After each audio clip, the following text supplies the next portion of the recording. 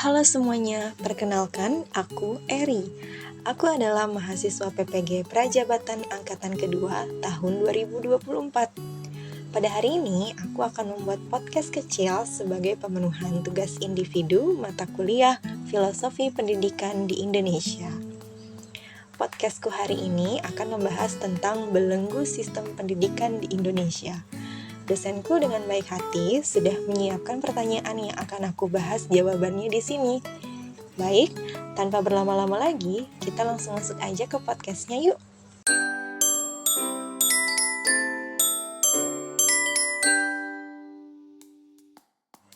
Ya, jadi untuk pertanyaan pertama ini, menurutku langkah awal yang dapat kita lakukan untuk melepaskan belenggu pendidikan di Indonesia, salah satunya adalah dengan membangun kesadaran bahwa karakteristik peserta didik saat ini itu berbeda dengan karakteristik peserta didik di masa yang lalu. Sekarang, perkembangan teknologi itu punya andil yang kuat untuk membentuk karakteristik peserta didik, utamanya peserta didik abad ke-21.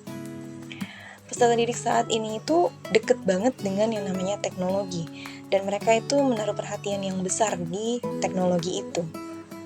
Jadi semua peserta didik itu bisa dengan mudah mencari informasi melalui gadgetnya mereka masing-masing. Nah, kita sebagai guru, seharusnya kita itu melatih siswa kita bagaimana caranya mereka bisa menemukan dan juga mencari informasi yang benar, sehingga mereka itu bisa menemukan informasi yang tepat untuk kebutuhan belajarnya sendiri. Nah, dengan adanya teknologi itu, maka peran guru itu nantinya akan bisa berpindah posisi dari yang awalnya jadi satu-satunya sumber belajar, bisa menjadi salah satunya sumber belajar. Nah, begitu juga perannya siswa. Peran siswa juga bisa berpindah dari yang semula menjadi objek belajar, sekarang mereka berubah menjadi subjek belajar. Nah, belenggu seperti itu yang harus kita ubah. Itu adalah langkah awal yang bisa kita lakukan. Baru setelah itu, dibuatlah sistem-sistem baru yang bisa menyesuaikan dengan kebutuhan peserta didik di masa kini.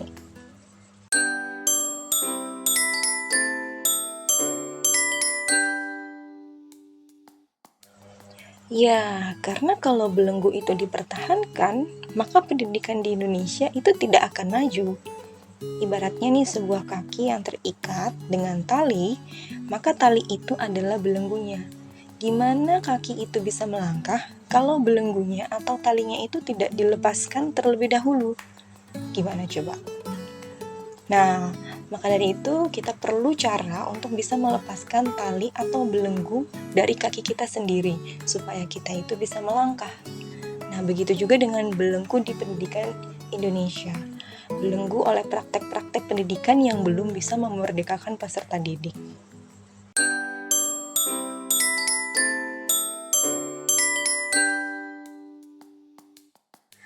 Nah, untuk menjawab pertanyaan nomor 3 ini, maka saya akan mengaitkan jawaban ini dengan jawaban yang ada di nomor 1 tadi. Gitu. Jadi, pada nomor 1 dijelaskan bahwa langkah pertama yang bisa kita lakukan adalah dengan membangun kesadaran akan karakteristik peserta didik masa kini yang berbeda daripada karakteristik sebelumnya. Ya. Nah, setelah itu maka kita bisa membuat sistem-sistem baru yang dapat menyesuaikan karakteristik tersebut. Ada beberapa langkah cara yang bisa kita lakukan, yaitu yang pertama adalah menggunakan pendekatan yang berpusat kepada siswa atau yang biasa kita sebut sebagai student-centered approach. Nah, pendekatan ini itu adalah pendekatan yang mana siswa itu diberikan kesempatan untuk lebih aktif dalam menemukan pengetahuannya sendiri dengan fasilitas yang sudah diberikan oleh guru sebagai fasilitatornya di kelas.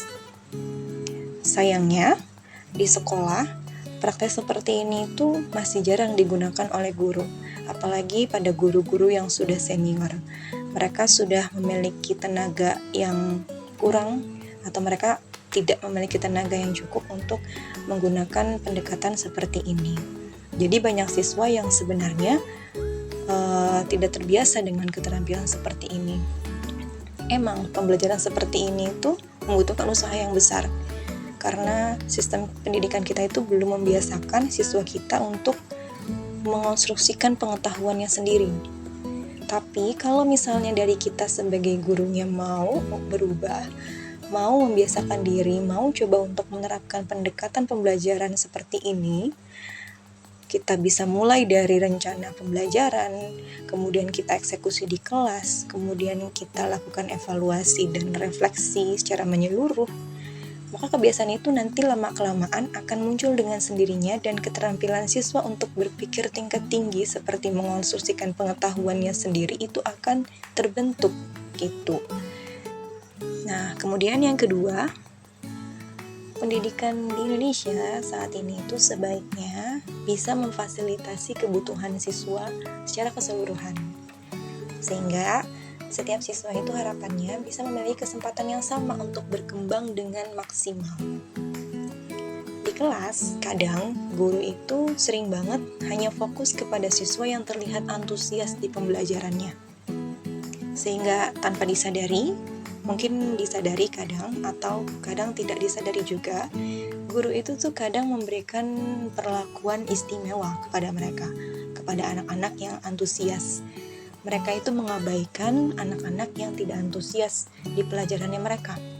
Padahal seharusnya sebagai guru, kita itu lebih peka harusnya dengan anak-anak yang tidak antusias di kelas, karena mereka itu sebenarnya membutuhkan perhatian yang lebih daripada anak-anak yang sudah terlihat antusias atau anak-anak yang memiliki antusias lebih tinggi daripada temannya ini.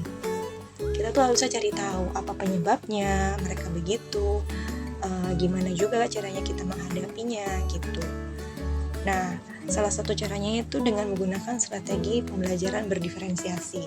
Nah, dengan menggunakan strategi pembelajaran berdiferensiasi, pembelajaran ini itu mengakomodir siswa untuk bisa dikelompokkan sesuai dengan minatnya mereka. Nah, harapannya kalau misalnya guru itu bisa mengkolaborasikan antara minat mereka dengan pembelajaran, maka semangat atau antusias atau motivasi siswa itu bisa bangkit. Sehingga di kelas dia tidak hanya terlihat diam, terlihat murung, terlihat tidak antusias terhadap pembelajaran kita. Dia bisa lebih relate, lebih merasakan hubungan yang dekat dengan pembelajaran kita di kelas. Nah, selanjutnya yang ketiga ini yang gak kalah pentingnya dengan poin 1 dan 2 adalah kita sebagai pendidik seharusnya menghapuskan stigma bahwa kecerdasan anak kita atau kecerdasan siswa atau peserta didik kita itu hanya tercerminkan dari kemampuan akademiknya saja gitu. Kita tahu bahwa setiap orang itu punya kelebihan dan kekurangannya masing-masing. Begitu juga dengan siswa kita. Sayangnya pembelajaran di Indonesia itu masih membelenggu siswa dengan anak-anak yang memiliki kecerdasan non-akademik. Padahal mereka yang punya kecerdasan non-akademik, misalnya mereka pandai bela diri atau mereka pandai memasak, itu bukan berarti mereka itu tidak cerdas. Mereka itu juga bisa dengan kelebihannya mereka itu mengharumkan nama sekolah, membanggakan guru-gurunya. Maka seharusnya sistem pendidikan dengan stigma seperti ini itu diturunkan atau dikurangilah stigma seperti itu dengan cara membangun sistem yang bisa menggabungkan antara penilaian non-akademik dengan penilaian akademik, sehingga untuk anak-anak yang memiliki bakat non-akademik itu mereka bisa termotivasi lebih tinggi untuk berprestasi di bidang yang mereka minati.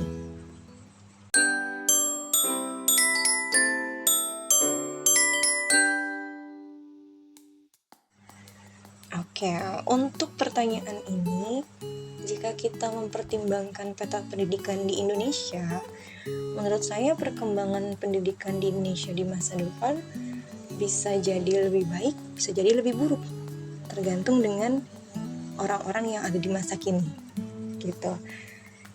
Kalau misalnya melihat keterampilan yang dibutuhkan oleh pendidikan di generasi sebelumnya, pendidikan generasi sebelumnya itu kan mereka masih mengembangkan kemampuan atau keterampilan yang sifatnya itu LOTS atau low order thinking skill, yang kalau di taksonomi Bloom itu dia berfokus pada kemampuan mengingat, memahami, dan juga mengaplikasikan.